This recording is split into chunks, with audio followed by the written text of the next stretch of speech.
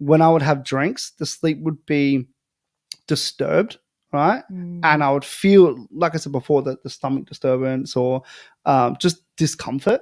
Whereas the sleep with no caffeine was a lot clearer. And so, how would I describe it? Like caffeine, shallow sleep, alcohol, disturbed. That's how I kind of go about it. And so I find like I get deeper sleep now. I dream again, which is great. I hadn't dreamt for like 4 years. What? Yeah, I never really hit REM sleep.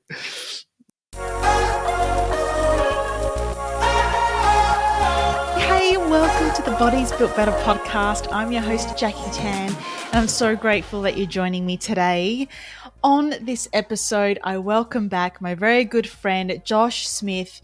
You would know him from previous episodes. We have spoken about so many things in the past, injury prevention.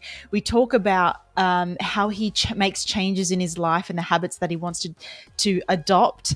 And that's what we're focusing on today. We thought it's November. We're coming to the end of the year. Let's talk about how he's gone with his new habits, the things that he's wanted to bring into his life, the things that he's wanted to take out of his life, how he's going with that, what he's found over the months, what's worked, what hasn't, people's reactions to his choices as well. And then, of course, how how he is going to go into 2024, what he's bringing into it, what's staying, what's going. And we have a really good conversation. And the reason I love chatting with Josh is he's, what you see is what you get. He's always going to tell you how it is, honest opinion in everything. And so we have a really good conversation in going back with, what's important to him, and I guess also how that helps others and what's important to you and how you can adopt new habits in your life and how to go about setting yourself up for success. So we have a really great conversation. Enjoy this episode with Josh Smith. Joshua. Yes. Welcome back to the Bodies Built Better podcast. Thanks for having me. So we have spoken many a time. Mm-hmm.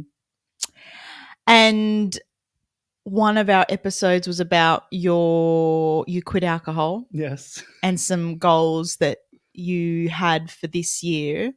And I thought it'd be a really nice time where are we?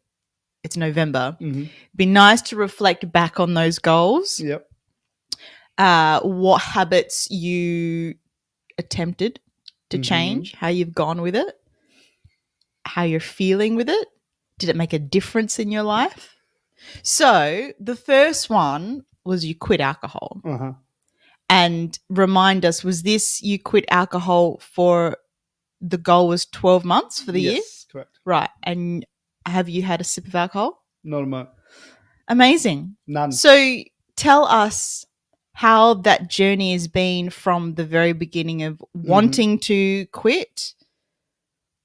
Have you felt like you needed it, wanted it during this 11 months? Mm-hmm. How's it all going? It's going great. It's going really good. So in our last chat was Feb, and we were like literally 32 days into the year. And what I decided on the 1st of Jan was I'm not going to drink no alcohol this entire year. And it was something that I wanted to do for I wouldn't say a long time, but I was like, well, this is something I think would be beneficial for me. More so because of how it would challenge me to be disciplined, challenge me to work and be in social situations, behaviors, all that kind of like external. It wasn't a health thing. I mean, that was a benefit to it, extra benefit to it, but it was more so about, okay, cool. Didn't like the way things were going from that perspective. So let's see how I can change things. And that was the reason for it. If you listen back to that last episode, was the reason for it was like, so the challenge was going to be saying no to people, and going through situations where drinking is encouraged and drinking is societal norm and like it's expected, and how do I adapt to that? And so at that point in time, it was Feb. Most people that I was in circles with are like, January is dry January because I've had a big Christmas, blah, blah, blah, no problems. The hardest part was then what I predicted The hardest part was going to be going through March or February, like summertime, March, and then Fringe, then April, Easter, as you get into winter. And I was like, winter shouldn't be too much of a problem.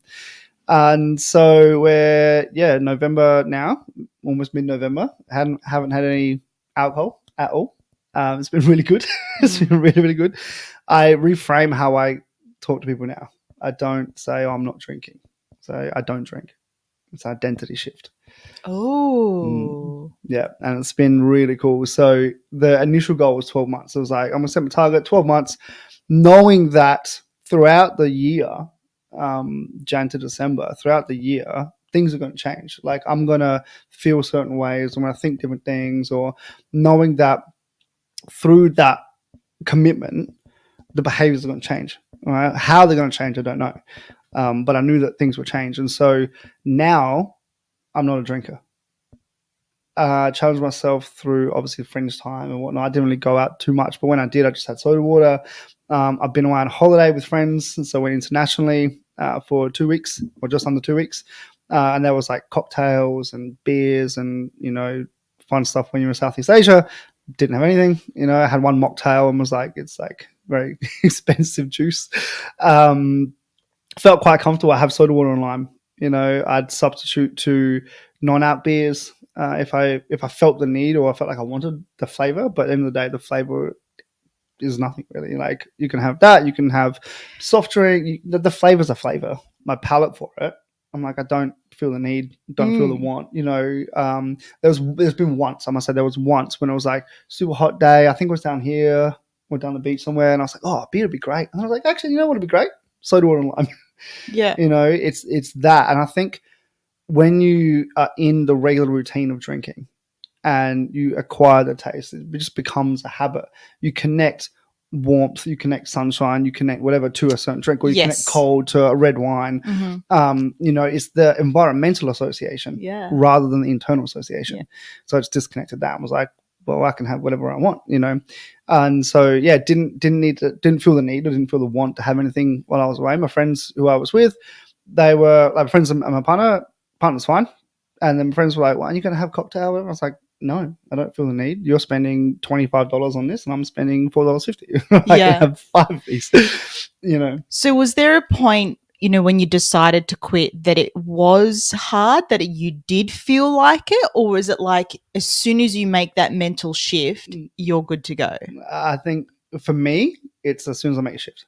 Yeah, that's so annoying. I know. I know. I say that with apprehension. I'm sorry to everyone listening. Because it's going to be so much. I mean, I'm speaking from experience, like, in terms of coffee, that's hard to quit. Chocolate, these are my things. Yeah. Alcohol's never been a thing for me. So, I know because you've got this mental fortress that once you make a decision, it's not a mental fortress. It's a process, right? It's a process. Yeah. So let me explain a bit more. Sure. So it's like change, done, different That's now. Right. It's a process, right? And the process that I went through, and I've not just done alcohol this year, I've done caffeine as well, which I'm sure we can talk about after. As I sip my just smash. Oh, delicious.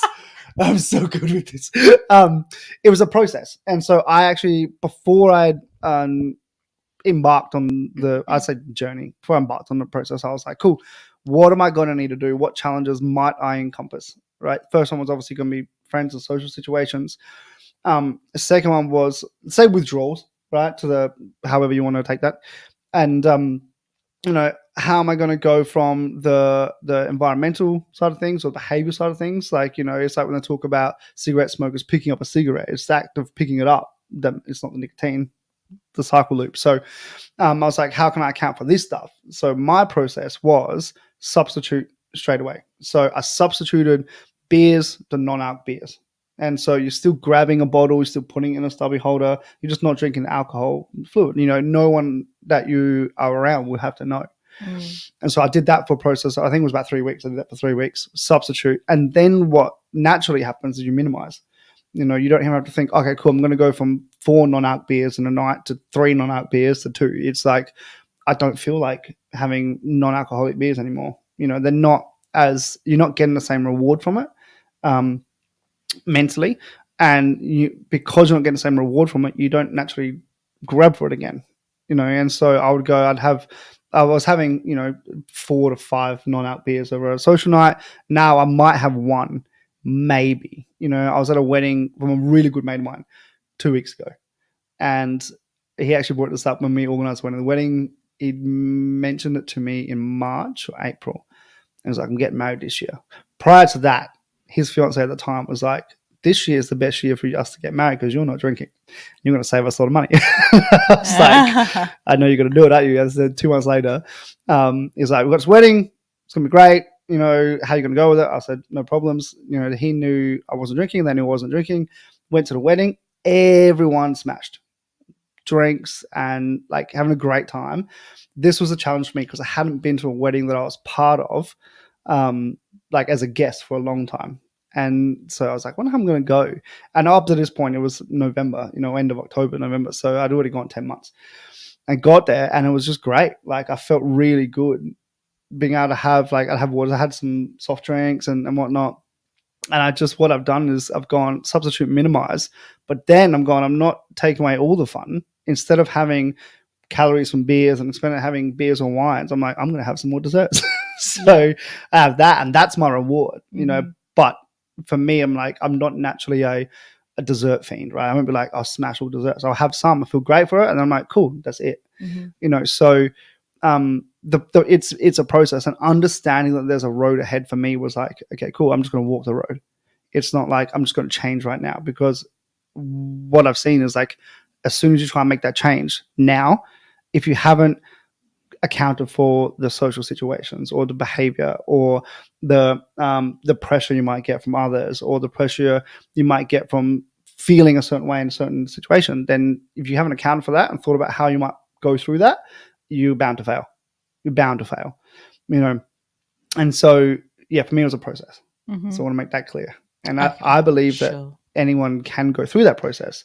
But understanding triggers, understanding behaviors, understanding what you do, how you are in certain situations allows you to then make that change. Okay, so talking about that change that you made, did you notice any changes in terms of how you felt? I guess any other, could we call them gains? Like, what did you? Was there anything specifically that you really noticed throughout this process in your health and well-being? Mental clarity, heaps. Mental clarity, number one. Not as much disturbance of the stomach, so not like gurgling or I'll say burping or gas or whatever. Not as much of that. Skin clarity has gone up. Mental clarity has gone through the roof. I feel really good with that. Sleep quality has gone through the roof. Like, I haven't quantified these with like trackers and whatnot, but I just know. Like, yeah, well, you know how you feel. You know how you feel. Yeah. Energy's gone up, and it wasn't just the alcohol. The alcohol quitting was a catalyst for a bunch of other stuff I did as well. But since between Jan 1 and my last weigh was October 24th or something, I've lost 9.5 kilos. So I'm down that much. Wow. Yeah, which is cool. Inflammation and puffiness gone down. Ability to lift or recover from lifting, recover from playing, output, I've found them all gone up. And so, which has been really interesting, because as a catalyst for other things, you can't just like quit that and expect all these things to change. But I knew that because I was doing this, I'm not going to be going out and having, like, I haven't had any fast food all year. You know what I mean? Like, all these things that kind of come from that. And that's also part of the reason why I made that decision. This was the drop that I was going to make a difference on, and then that can extend out to everything else. Cool. So yeah, it's been really interesting. Awesome. And so you're now taking this as your lifestyle. It's an identity shift. This is me now. Like, I don't feel the need. I tested myself at a wedding, tested myself in soccer season, tested myself in social situations, go out with friends, or go to friend spaces and have, get-togethers and whatever. Do not feel the need. Do not have feel any pressure or any peer pressure or any judgment from anyone on it. And I think it's been really healthy, really beneficial. So this is, like I said when we started, this is how I'm just not a drinker. People say to me, "Hey, you want a beer?" No, I just don't drink. Yeah. Oh, no dramas. Awesome. That's the response. Coffee. Yes.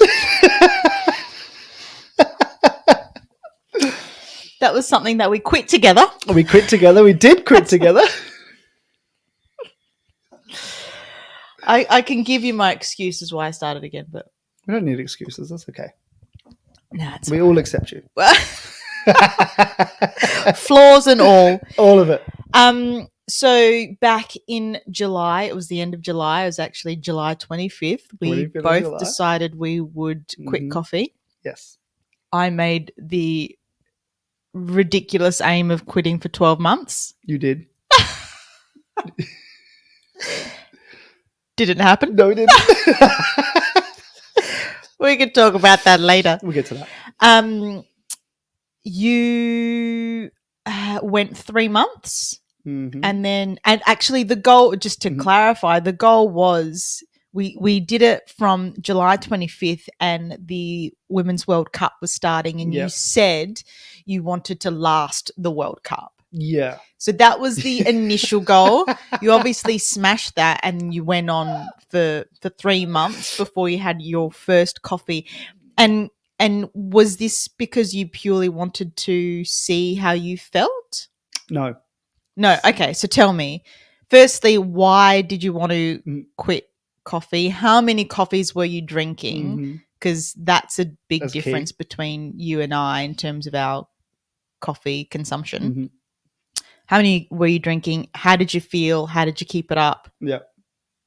All of that. So I was having coffees, like cups of coffee. I would have had maybe 3 a day. But shots of coffee, I would have had a double shot in the morning. As Jackie, we just for coffee, a double shot in the morning. And I was getting into the habit of like going and getting one on the way into work in the morning because I'd be like, oh, I start super early, I'm going to get one. So double shot. And then I would have another double shot at about 7:30 or 8:30 in the morning. And then I would have generally like a single shot later. And I might even have one after that. Someone says, hey, you want a coffee in the evening? I'm like, yeah, sure. So I was around 4 to 6 shots of coffee a day. That's not me. No, that's not you. Yeah. Like everything in excess. Wow. It's either all or nothing. Wow. You know, it's with me. Yeah. And so then when we had our chat. Wait a minute. How interesting. Because you've said, okay, I'm jumping ahead now. I'll let you continue and then I'll go in with my question. No, go with it now because I don't want you to forget it because I'll ramble. Well, you said I'll ramble. I'm here to chat. You said that you quit alcohol and you notice mental clarity, your sleep. You're having 7 shots of coffee. 4 to 6. 4 to 6. 4 to 6, sure. Then what? I mean, so I'm pretty sure I don't remember the milligrams to the T, but like it has got a shot has a half-life of 6 hours. So we're talking 12 hours for caffeine to leave your system. It is never leaving your system, Joshua. It's all in there all the time, circulating. So how did you feel when you quit and the sleep? Oh, let's go into it. This is great. This is a great story. Great. Because I didn't want to quit. Why? For me, it was a comfort thing. All right. So I had coffee. I never felt like I needed it. Like when we're like, oh, I need one. I'm like, no, I'm going to have one. Right. Yeah. Or I'd be like, I want one. I want one. Yeah. I want one, Yeah. you know, and then I want another one and then another one. And so it was always the want. Right.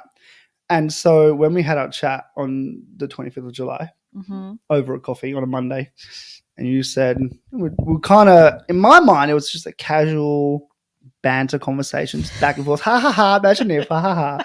And then you looked me straight in the eyes and you were like, let's quit now. And I was like, all right, done, challenge accepted. And then I said, right, I step up to it. And then I said, how long for though? And then you said, well, I've done 3 months before. Let's do 12 months. And I said, Not a chance. Not a chance. I said, absolutely not. In my head, I'm like 5 coffees deep. I'm like, the coffee's like, no. Red sign. So I was like, not a chance. I said, how about we go 3 weeks to the end of the World Cup? That was it. And in my mind, there was a short enough time that I'll be like, cool. After that, I'll get back on the way I can see what's up. All right. But also knowing that the alcohol or no alcohol journey, that there was going to be a change in process over that time, not knowing what it was. And so my last coffee was at St. Louis at about 11:30 in the morning. I think that's when we were there. And I was like, cool, done, quit. By the same time the next day, it wasn't even a pounding headache. Someone had like an axe and had like stabbed me in the head with it. Like literally, and it's just hanging out. It's just hanging out because it was literally like frontal lobe. Imagine like temple to temple, and then like meet them over the top of your head. So forehead and just that frontal lobe, and it was just hectic. It was like stabbing pain. Now this was significant because I realized I was like, oh, normally by this time I've had 4 shots, right, of caffeine about 11:30 in the morning. And so the extent to which I'm getting this pain is the extent to which I need to stop, right? Because this should not be normal because caffeine is not naturally produced within the body. The body doesn't utilize it. Well, it does utilize it, but it's not something that's going to sustain life, right? And so I was like, this is very telling. I'm gonna continue this. So I dealt with it, and the whole day I was like, you deserve this. You deserve this pain for accepting that challenge. And so that lasted. That's an interesting mindset, but keep going. It's how I work, right? Negative reinforcement. I'm aware of this. And so that pain sat for a couple of days, like not that significant and not that much, but it did subside, but it's still kind of there. And my process as I was going throughout the day and through that week was like, cool, this is basically all the caffeine receptor neurons, right, now just dying off because they got no more caffeine coming in. No, none of that. And so what I did is I implemented the same process that I'd done with alcohol, right? So I substituted. So I was like, I'm going to go decaf. So I went to decaf. So not eliminate completely. Decaf's like 0.5% caffeine or whatever. But I did the same thing. So I substituted to decaf. So I'd still have 2 or 3 coffees a day or 2 or 3 cups of a day. But it was all with decaf. No one knew, you know. And then got into that habit and then ended up minimizing that. And so what was really great is that decaf isn't as bad as it used to be. It actually tastes like coffee now. And I can tell the difference between stuff that is just like formulaic and actually is nice. And I know the cafes that can do that stuff. So I just have decaf now, substitute that. And that was 3 weeks, did no problem. You know, the World Cup was a very hectic time for us and I have anything for all of Australia in the world. But there's a lot of stuff happening. And so I didn't need to, like, there wasn't a lot of catch-ups, but there was a lot of like, let's do stuff. Let's go to games and whatever. And so didn't have that. And then at the end of the final day, right, we got the final one in the gym. Everyone's watching it and it was great. And then I'm sitting there, I'm like, oh, I can have coffee tomorrow if I want it. And the key was if I want it. Woke up next morning and I was like, I don't want it because I feel really great. You know, and I noticed a different change in that time as well. And so the sleep thing and the output thing, what I noticed is that I'd actually get tired in the evenings now. Yeah. Right. I'm like, oh shit, it's like 5 o'clock, 6 o'clock. I normally get up about 4:45, 4:30. That's when I set the alarm and then get up from there. And so by that time at 12 to 14 hours later, I was like, I'm actually feeling tired, which is normal. Which is what your body is meant to do and how you're meant to feel. Yeah. And so then by the time I go to sleep, I'd sleep better. Now, the difference being when I would have drinks, the sleep would be disturbed, right? And I would feel, like I said before, that the stomach disturbance or just discomfort, whereas the sleep with no caffeine was a lot clearer. And so how would I describe it? Like caffeine, shallow sleep, alcohol, disturbed. That's how I kind of go about it. And so I find like I get deeper sleep now. I dream again, which is great. I hadn't dreamt for like 4 years. What? Yeah, I never really hit REM sleep. Look back at my old photos. I look like it. not sleeping too much, just pure on caffeine. It's crazy. So yeah, so I'd have very rare. So now I dream regularly. Um, and it's just been really interesting. And what I found most interesting was that people would respond more negatively to me saying I'm not having coffee to me saying not having alcohol, which was crazy.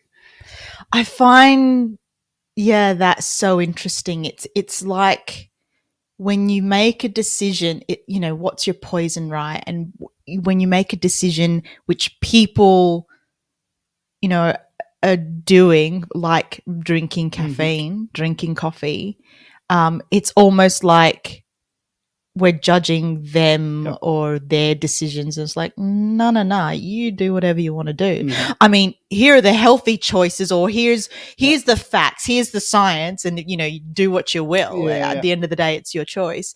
But when they project whatever they're feeling onto you because of the decision that you made for yourself, it's so interesting to me. How do you work with it? Like when that presents to you, how do you kind of like maneuver through that situation?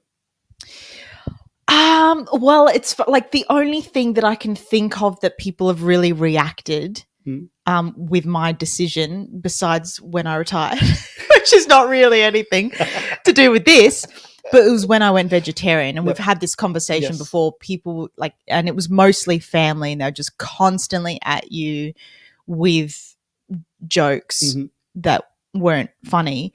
And so in the beginning for me, I just laugh it off because there's no point in engaging with that because you get nowhere. And it's, in their mind, it's a joke. So there's no reason for me to be offended because they're joking. And it's like, it's just unnecessary to engage because at that stage you're not dealing with someone who's actually interested in understanding why you've made the decision. So I just laugh it off, and whether I give banter back or whatever it is, it's so, for me, nothing comes to mind where I've really sat down and had to think about how I've responded. But yeah, I think now I would actually I'm really curious as to why people, react the way they do. So I think I would ask people why. Why is that? Yeah. Why do you feel that way, or why is it important to you that I've made a decision about my life or my body? Yeah. I have that issue. I'm like, why and how does whatever we're talking about, how do you encapsulate that as part of your identity? Because that's generally where it comes from. Identify as, oh, I'm tired because I work so much, so therefore I have caffeine. Yeah. Or I'm trying to disassociate from something, that's why I have alcohol. I go there now. And I think a lot of times when I'll do the same, laugh it off, or I'll just have one or whatever, you tend to internalize the negativity you're feeling. Like, well, hang on a sec, I should be okay to do this, but you're making fun of me. So I'm going to internalize that. It's going to sit with me later. I'm going to present in a certain way. Because now I'm like, yeah, how does that sit with you? Which is interesting because, going back to that internalization and worrying about what people are thinking, obviously before we just begun, I'm like, I'm sorry, people, I'm drinking coffee again. I feel like I've let everyone down because actually, I was really public with my decision to quit coffee. And so I feel like, like I have let people down, or I have less integrity, or I'm just, or maybe I just, doing things or saying things for the sake of it, which is not the case. And it's a journey, right? Yeah. But it's so interesting because obviously that's where I went to straight away. And the other thing I think really is quite interesting is you said that that internalization, but also identity and identifying with, I am a coffee drinker, whereas that should never really be. Why is that a part of your identity? You are not a coffee drinker. You drink coffee. Yes. And so that shift as well for me is something that I keep in mind, is like, I'm not something, but I do something. Yep. It's the action of doing as opposed to it Correct. being me. And why you do it. I think a lot of my reflection this year has always been on why am I doing this? And why am I doing this? Or why does this feel like this is for me? How can I make it different, or how can I do something better for the long term? How can I make a better decision for the long term? And same thing with others, like how does this affect someone else? Why does this affect someone else? Why should it affect someone else? Well, I don't ask that one, because I think why should it, whatever. Like, I don't give a shit, whatever. But I think why is it, for me, this is my thoughts. Sure. Why is it allows me to kind of empathize a bit more. Okay. And say, okay, that's affecting them because of this. Therefore, I can then change how I respond. And so our response and communication or conversation or whatever it might be will go in a different direction to just conflict and just combativeness. Let's go there then. Why does this affect the person who's gone to you? You've cut all the fun things out of your life. Yeah, that was a comment I got. I like how you're taking that on board. When they said that, now I can't remember who it was again. First of all, I was like, that's interesting they say that. They've said that to me and I haven't taken on board like, oh, I have. I was like, in my head, I was like, why is that how you're saying things, And then I think my thought process was, why is that what they're associating with fun? What is their definition of fun? How are they living life? And then by the time I got to my actually vocalizing what was in my brain, I think I came up with, what's your definition of fun? Like, what do you find fun? And what a great question to ask back. Because at the end of the day, you go through the process, and what do they say? Going out with friends or doing fun out. I'm like, oh, so coffee, you haven't said is fun, right? You haven't said alcohol is fun. So therefore, by extension, I'm not cutting out the fun. I'm cutting out the substance. Yeah. The stuff that you're doing when you're having fun. Yeah, exactly. So it's like, that's really interesting you say that. Like, what's your definition of fun? I'd love to know. And like, I've tried to put a lot back onto others this year, like to learn more as they put back on others. It's been like, this, whatever they're saying right now is not about me. It's about them. Yes. Yeah. Because most people respond with or talk with I this, I that, or their opinions or their thoughts or whatever. I don't want to be like that. I want to be like, okay, well, how can we work with you? And like, what are you thinking? What are you feeling? And so that's how I responded in that situation. That's why I didn't tell you the other day. Nice one. Okay. Has there been any other habits that you've tried to change this year or adopt this year or drop this year? Yes. So end of last year, this was before I'd even committed to no alcohol. So I'd set up a spreadsheet and I put it out publicly and I was like, I'm going to commit to training this year. The minimal amount I can do to just get through, because I don't feel like I trained enough and exercised myself enough last year. Now, I know the benefits of exercise and I really enjoy exercising when I do it. But so what's it now, 2023, 2022, I don't think I did as much as I wanted to. Mindset was different and it was a very like all or nothing kind of mindset, as in like I need to train for an hour and a half or an hour when I do it. And I'd be like, an hour and a half and then I got no time and I got no this, I got no that. And I wouldn't do anything. So I was like, awesome. What I'm going to do is I'm going to put this out publicly to people. Accountability. I had this process and I had this idea. Choose 3 areas of your life, right? Whatever they may be. One to do with health, whatever that is for you, happiness and wealth, right? Whatever it may mean, whether you run a business or you are saving money or whatever that may be. Have a task associated with those 3 things. You've got 3 tasks and you basically, in the spreadsheet, I have check boxes 7 days a week and then extrapolate that out over the year, 52 weeks. Now, keys were each task you've got has to be, I think we talked about this, a minimum of 20 minutes, right? 21 minutes, 20 minutes and 1 second is fine, but can extend. And you've got to do it. The idea is to do it more than 4 days a week or more, because that's more than half the week, right? That was it. Mm-hmm. And I've done that every week. Yeah, right, every amazing. Week. So once again, knowing that's the process, my 3 things were, one was, or is still in the year, one is training in the gym. One is write my task list for the day. and the last one is walk outside Nice. because of reasons for myself, right? And I can actually go back. So every Sunday night or Monday morning, I tick the boxes and then I continue on with the week. And so I can actually go back to that spreadsheet and tell you exactly how many times I've walked outside this year, how many times I've trained, how many tasks I've written. Oh, It's so all do you documented. actually, is it hard copy? Are you No, so crossing it's on something? a, No, it's on a spreadsheet. It's on okay, Excel. so it's, but I listed out every week. So it's like a week, Monday to Sunday, tick boxes and then the tasks. And then once you've done that, at the end of the week, you get 3 numbers, like how many times you did that, how many times you did that, take that. And then I've got months underneath. So week 1 of the month, week 2 of the month, so with the dates. And then you go, oh, cool, 7, 3, 5, boom, and put them in there. And if you do it 3 or less times, I've already got it set up that the color goes orange. If you do it more than 4 or more, it goes green.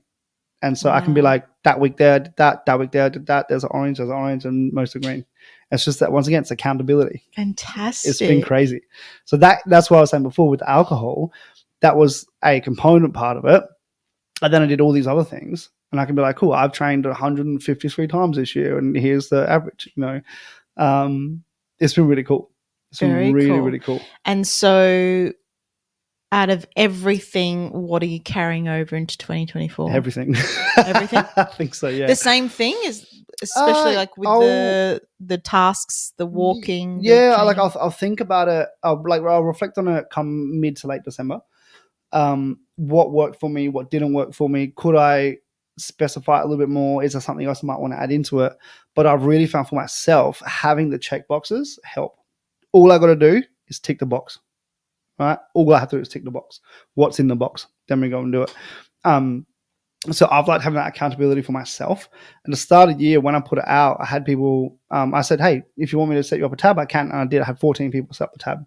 Oh, so you're all there. And I can tell you when everybody dropped off because I can look at it. And was there a pattern there? Most people did not last mid-Feb.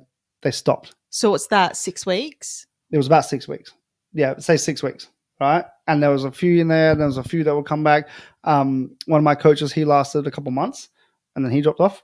I know that worked for me. I know that committing to the big goal of, no alcohol, and then working out a process for how I can then eliminate or add in things that I like. And what actually works for me. I have a calendar appointment every Monday morning. Check your accountability spreadsheet, and literally check as in like check the box. Yeah.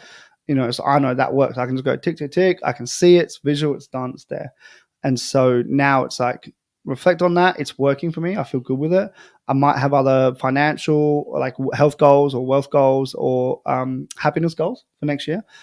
I got to reflect on them. I haven't done that yet. Okay.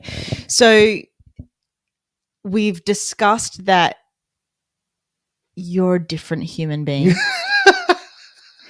So when you look at the spreadsheet and go, everyone dropped off at 6 weeks. Not everyone dropped off, All right. but that's when around most dropped off. around the there. normal distribution. Sure. But basically none of them are where you're at today.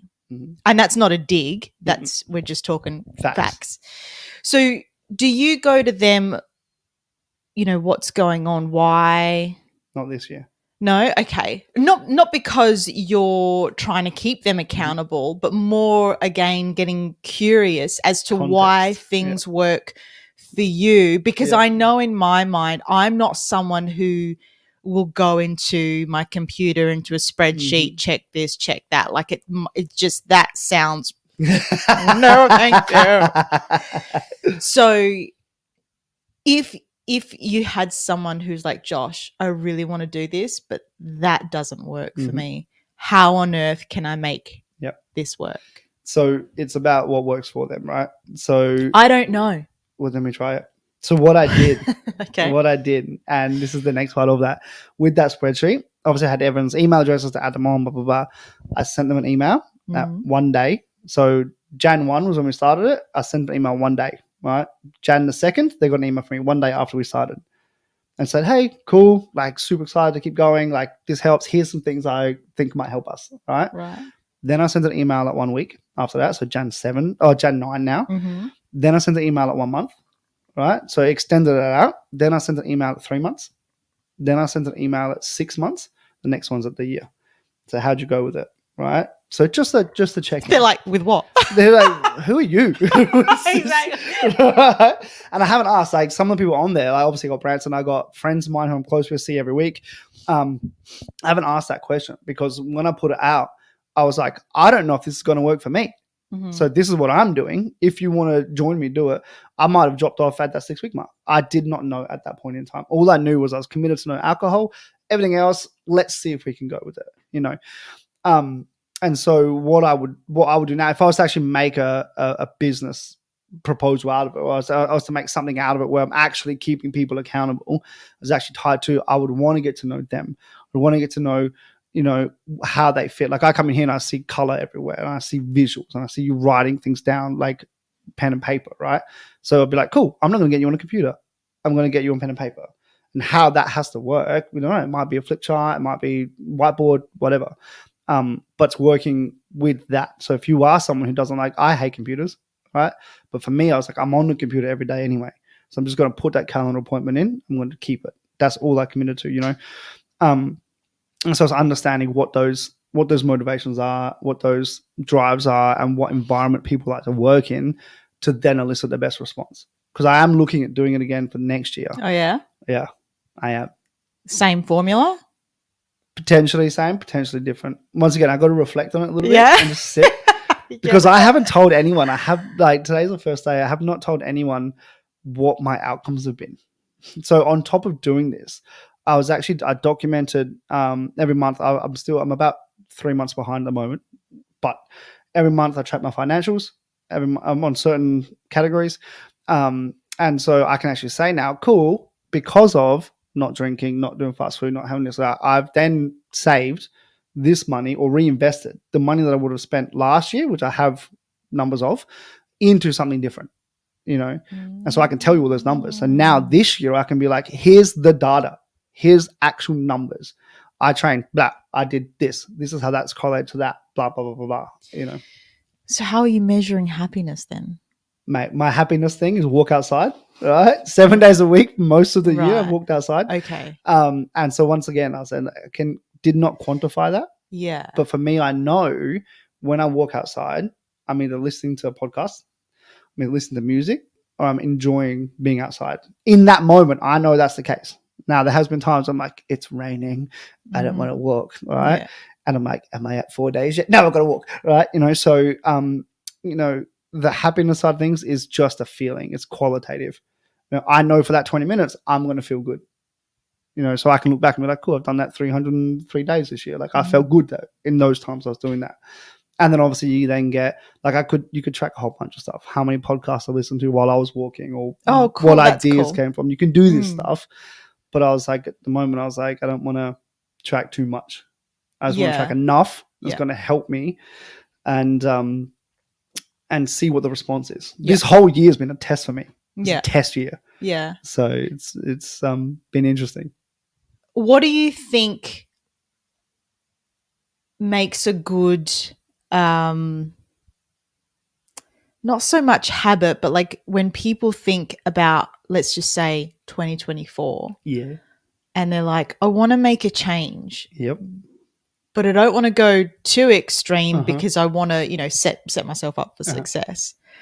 Like, what would you say are some good sort of habits or health things to think about in order to set yourself up for success, but also feel really amazing so that, you know, that momentum keeps you going on to maybe adopting something else? So are you talking what things would I say do, like move more or drink more water or whatever, or how to think about making that change? What are you asking? Let's do both because I think they're very important. Can you have one without the other? They're both very important. No, well, the thing is, like, you know, I can say, you know, drink more water. I can say eat healthy. I can say don't have fast food, blah, blah, blah, blah, blah. Right. But at the end of the day, that's not going to help someone if they're in a different environment or different mental space. You know, it might be don't have KFC, but still have fried chicken. You know, like it's different, you know. So the actual what makes you healthy as opposed to how do I think about becoming healthier, depending on where someone sits on that spectrum. So for me, the way I would talk about things and plan for 2024 is you kind of think about things you don't want to be and don't want to do. And I extrapolate it out to like 50 years. If I kept this behavior for 50 years, how might I feel or how might I be? Go. I'm going to cut you off because I find that mentality so interesting, because there are so many things as humans we do that we know are definitely not good for us. And if we're honest with ourselves, know that in the future, our future selves, we could be really ill from the thing that we're doing. Mm-hmm. But it's like that, even that knowledge it's the next step. Is not enough. The next step is why. Why am I doing this currently then? Because it makes me feel so good. But the thing is, in 50 years, do I want to be this way? It's 50 years. I might not even make 50 then years. Then me and you are not having a conversation because you're going to go somewhere else, because that's not the kind of convo I would have. It's conflict. That's conflicting. But I would want to know why. So I'll be like, cool, for you, think about a year ahead. Devil's advocate, mate. I get it. I love it. But I'd also be like, yeah, it sounds like you don't want to change. If you come to me and said you want to change. Oh, I see. Right. You know what I mean? I just feel conflicted, Jackie. What's up? Yeah. Relax. Have another coffee. No, so in that situation, so basically, let's say someone can't project forwards 50 years, or can't project forwards 20 years, can't project forwards 1 year, and don't want to make the change, then we don't change it. So, okay, if I keep eating fast food, I'm going to get fat, right? Or I'm going to get heart disease, or whatever's going to happen. Mm-hmm. Do you want to be that way? Well, I don't really care about that. That's not a priority of mine. Mm-hmm. Okay, cool. We're not going to change that then. But the priority might be, I'm going to spend more money and I want to be more wealthy. I want to have more riches, or whatever it might be. Okay, cool. Do you want to change that? Yes, I do. Let's focus on that. And you just find the point at which they want to make change, mm-hmm. and then go from there. Okay, cool. Well, if you want to make money, how do we then help you make more money? Or how do we then help you set up a savings plan? Because the behavioral change that comes from, and the mentality change that comes from making a small change in whatever area, naturally extends to other areas. Mm-hmm. If you can see yourself succeeding, oh shit, I saved 10 cents this week. Last week I saved nothing. Next week I saved another 10 cents. Now I've got 20 cents, right? Naturally, throughout that process of saving, you go, oh, what else can I do? I've shown myself I can develop this habit. I can develop this skill. I can then extend that to something else. Because a lot of times what I find is that our identity stops us from doing that. I'm not a person who can do this. I can't change this. I can't do that. I'm not a saver. Right? And I think outside of everything genetic, or anything genetic, which is generally medical, physical, you can learn anything. You can develop skill. You can develop behaviors. You can change if you want to. And so it's finding that place where that person wants to change and then starting there. So I don't care if you're having McDonald's 17 times a week. If you want to make a change in finance, or you want to make a change in happiness, let's start there. And then eventually, if you want to make a change in McDonald's, if you find you get happier and you want to continue doing that, then keep doing that. But you know what the outcomes are. Yeah, it's something I still find so interesting, because there's so many times where I've heard people say, I don't want to do this, but I know I have to. Mm-hmm. And is that a strong enough reason? No. Because have to and don't want to are conflicting. Like, I have to do this, suppose I want to do this. And so I'd be going, why don't you want to? Why do you feel you have to? Where does that come from? Oh, I was raised like this. Or this is what I've been taught, or this is what people think of me, or this is how I identify.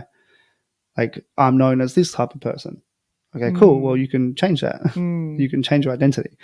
And so for me, that's what it is. Like, if that's the case and someone's open to having the conversation, then you can have the conversation by asking the open-ended questions to then kind of not guide, but understand. Because once you can understand, you can then make the change. Mm-hmm.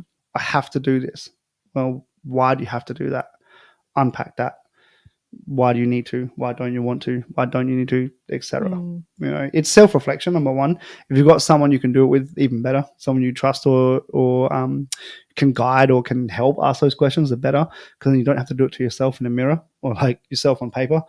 But that's where I would start with that stuff. Understanding, a deeper understanding allows for a greater movement forward. Yeah, it really does. And I think, I mean, that is the key to any change. And it's very rare that we ever do that deep work and really get a true understanding of why we do something, but not only that, the story behind Yep. why we're doing it, Yep. or why we need it in our life. Yeah, what's really interesting is having external reminders of the internal change.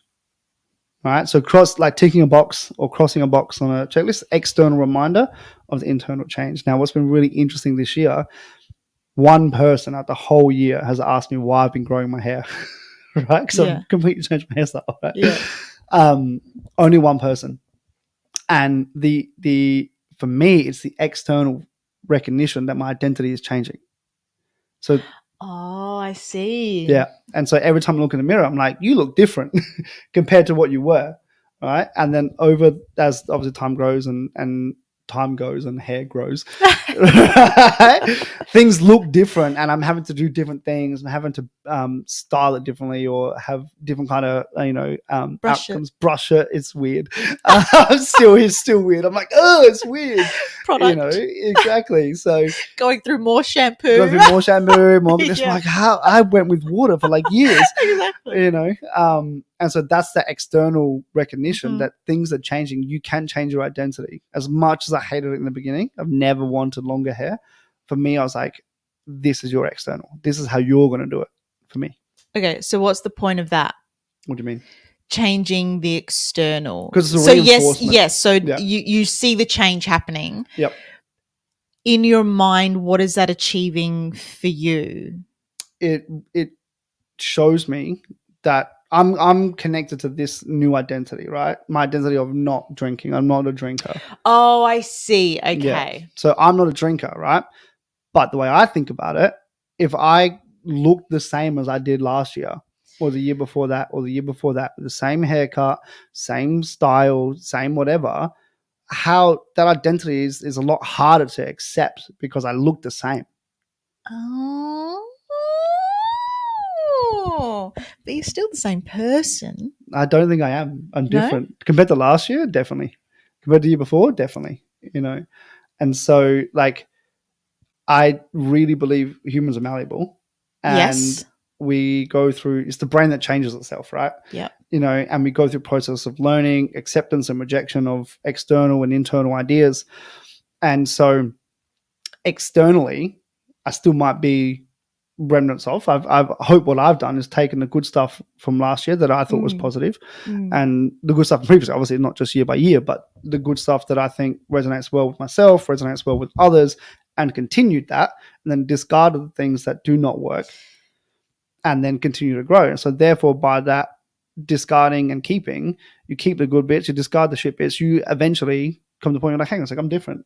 If I was having a chat with me last year, like this, you're me last year, you're 2022 Josh and I'm 2023 Josh, this conversation would be very different because it would be a very distinct difference.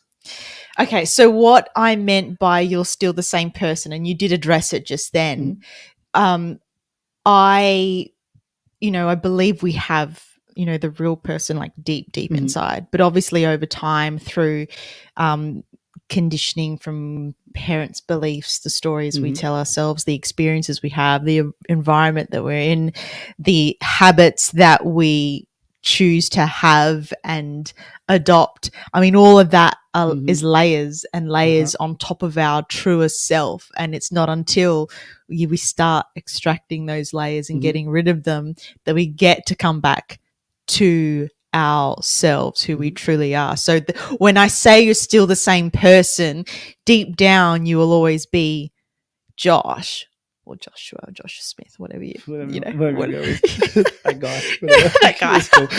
But you're just shedding the layers that you've accumulated over your life for whatever reason. I see it like if I had to describe how I think of it, I think of it like a tapestry, right? If you have a human being and they're made up of 100 different colors, right?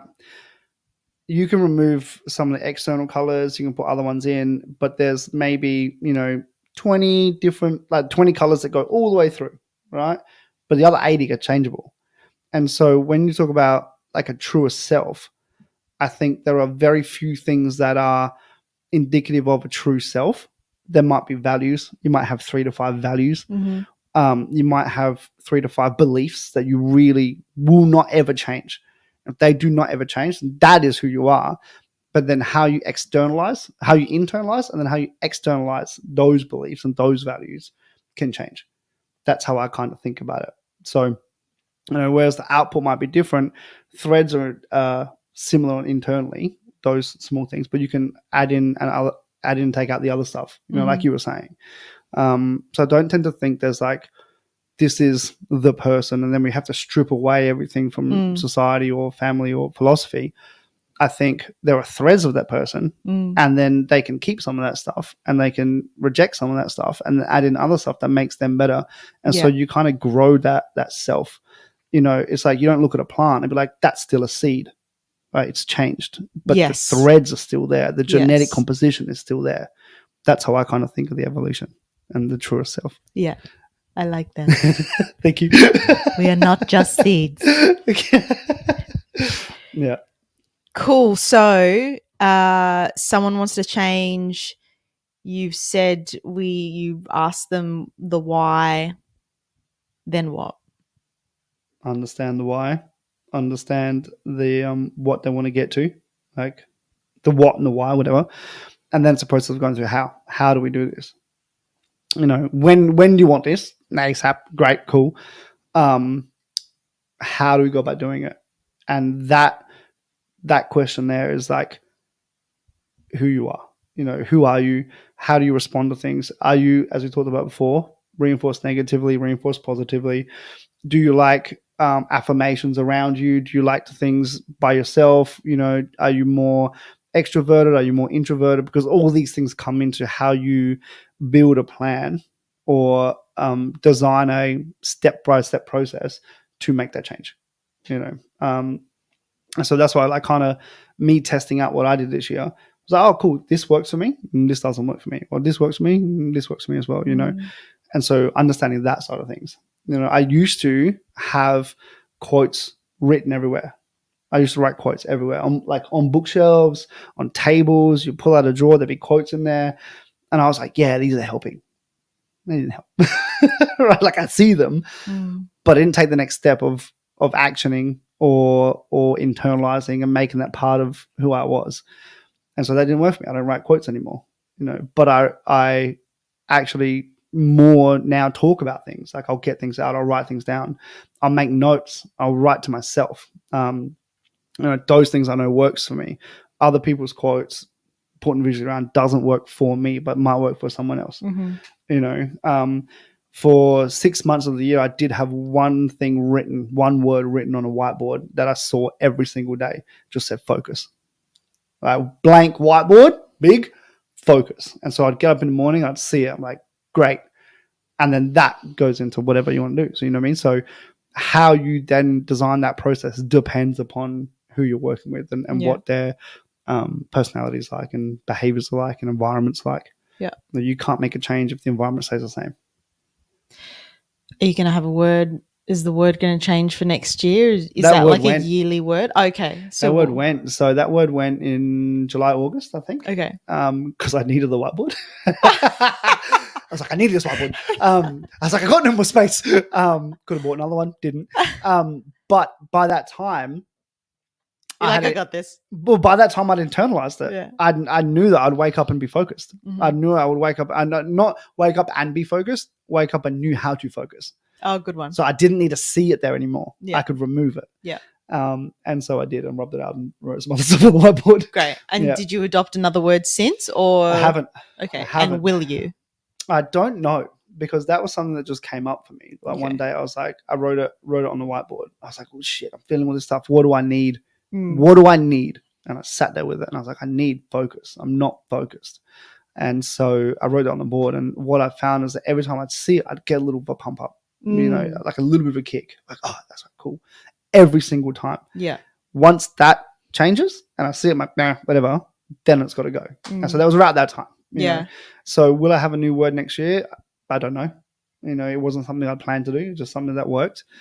I have a life word, which is overarching of life, but it's not something that I like. Something you live by? It's not, or something I like aspire to live by through everything that I do. Which is? Freedom.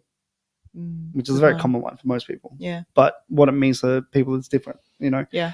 And so that's one I have to sit with me all the time. Right. But it's not something I need to see and then make it from external and then internalize it and then I can work on it. So I don't know if I will. I like having whiteboards around though, so who knows what might come up. Yeah. I love that because people this is really common is putting together a vision board of how they want to see their life and seeing that every day is also something that can help them each day get a step closer. Of course, that's my issue with vision boards is I've had the conversation with a bunch of my friends previously and who did and were doing vision boards at the time and now fast forward like 6-7 years and have you achieved what was on there? No, but those who have taken themselves closer to what they wanted to is like the daily action. I think that's what, externalizing it, you see it, what does that mean? What does that internalize? And for me personally, having, a vision board of 15, 20, 10 different things, I don't have focus on one. And that's for me. Yeah. Whereas I'm like, cool, I know with my 3 things, I can focus on doing this and doing that and doing that. And then things that extend out from that. And so vision boards are great if you resonate with them, if you actually see it and you're like, yes, today I'm going to. Yes, do that's this. right. Yeah. What's the action? What's the action that comes from it? I've a lot of people talk about things. I want to do that, I want to do this. Yeah. What's the action? I don't know. And then never gets done. Absolutely. You got to take the step. Yeah. Scary. I love them because, and I haven't done one in ages, but it's funny because I went to mum and dad's house and in my bedroom, I had stuck up all these places that I wanted to visit and I had written down what I wanted for my business. Yeah. And I had achieved half of it. Mm-hmm. And the other half I think about and I'm like, actually, I don't want that. Yeah. And it's interesting because, at the time you put down what you want in that moment. But of course, over time we evolve and change and want new things. But the thing I like about it is it puts you on a path, again, as long as you're taking that action towards it. And anything that doesn't resonate or, is no longer important just changes that little bit. So what were the things that you didn't and haven't wanted? Like what was that half? So in terms of the business, I had written down that I wanted to open up a business. So this was when I was like 21 and just graduated from massage school. And I wanted a business and I wanted employees and I was envisioning this huge place with like 10 treatment rooms and I was going to have naturopaths and physios and chiros and EPs and just a gym out the back, and that didn't happen. But what did happen was I did eventually have a big studio. We did have studio rooms where we did offer movement classes, where we did have massage going. There was a point at one stage where I was going to bring in, other health professionals, and just the way it all worked out, and it didn't happen. But so, like there were bits of that did happen. And then the travel stuff was like all the places that we'd been to and all the places that I had up there. And I'm like, oh, I don't want to go there now. Never would want to go there. So it's interesting. Yeah. Why do you think that big multidisciplinary studio gym space, why do you think that was on the vision board at that time? Because I think at that time, again, I was 21, I was young, I thought the idea of success would have to be having this, big studio, this having all this stuff and offering all these offerings. So I think it was my idea of what success looked like. It's interesting. It's interesting because I think at 21 you don't know yourself. You don't know the world, right? I had a similar thing. And I think about that, like, oh, I wanted this massive studio. I wanted, you know what my thing was? I told my clients I wanted an aircraft hangar as a gym. Oh, wow. Right? I was like, I'm going to get an aircraft hangar at the gym and convert it into a gym and basically have it the same format like what we've got now, all the weight stuff, and then we could have like whatever in the middle, right? That was the goal. And I was like, for me, why did I think that? And it was about the people that I was around, and then also not just people I was around, but what I was taking on board. Like I'll say society, right?